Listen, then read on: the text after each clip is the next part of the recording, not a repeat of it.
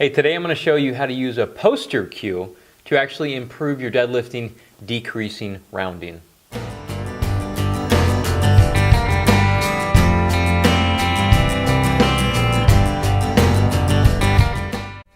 Okay, this time with the deadlifting tip sheet, we're going to go over lumbar spine rounding. In the last episode, we went over the setup, the lines, where your feet should be, where the shoulders should be, and some cues that people can use to help their partners or their athletes deadlift better. So we all know that deadlifting is important, so it's no reason to stay away from it. We might as well just learn how to do it well.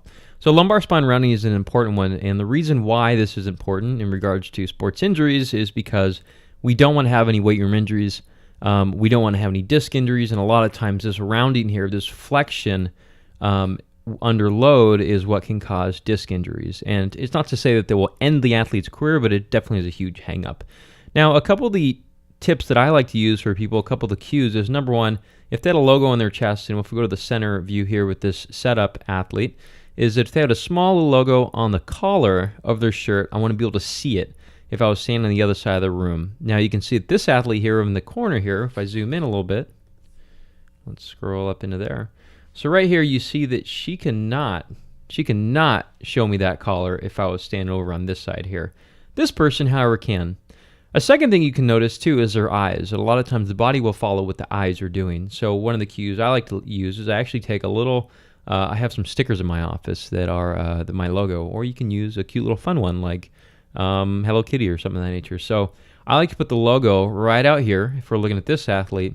Not too far. If they're looking across on the horizon, sometimes they'll tend to hyperextend and create they'll make the posterior chain of the backside really dominant in the movement, which we don't want either. But so for the people that tolerate this cue well, a lot of times I'll put a little sticker down here on the ground that I could just give them later to use in their own athletics or their own lifting. Now this person, see how they're looking straight down, okay?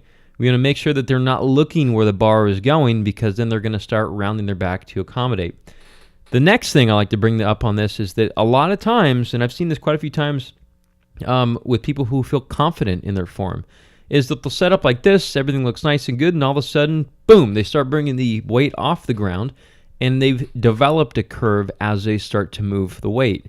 Now, huge problem here, and the reason why is because that as a coach, I couldn't stop them in enough time because at the setup, it was fine.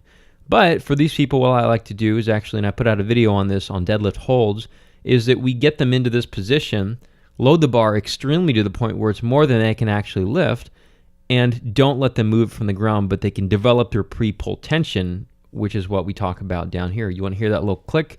You want to make sure all the body parts are engaged, and this is a very firm isometric contraction. Now, as a coach, you can walk over and go to different parts of their body. Let's just say we're trying to work with the arms here. Maybe they shrug their shoulders up, then you can get them to crush the oranges under their armpits and make orange juice. If they're starting to round here, you can talk about that logo right there, all right?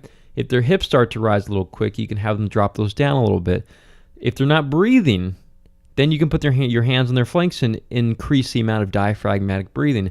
So there's a lot of tips a lot of cues you can use as you're working with these athletes when they're in these isometric holds without bringing their weight off the ground, because as you can see with this person, the weight is now off the ground and it's too late to help out, okay? At that point, you might as well just drop the weight and start again. So I hope this was helpful so far. In the next ones, we're going to go into the other types of faults that we commonly see, and although there's a lot more, this is just one of the posters I have on form. We're going to have a squat one coming out really soon here. So hips rising too fast.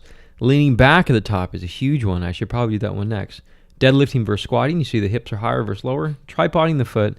Proper breathing, pre-pull tension, and bar position at setup. And if you're looking for this poster, go on to Performance Place Sports Care or p2sportscare.com/shop, or you'll see where all the posters are. I have this available. You can put your own personal branding, put it in your gym, put it in your office, whatever you want to do. So we do offer large vinyl prints as well, but for this time being, if you want it for your website, just tell me. I will give it to you. It doesn't cost anything. You can have any of the images that I have and get them for free with the web version. So I created these so people can share them.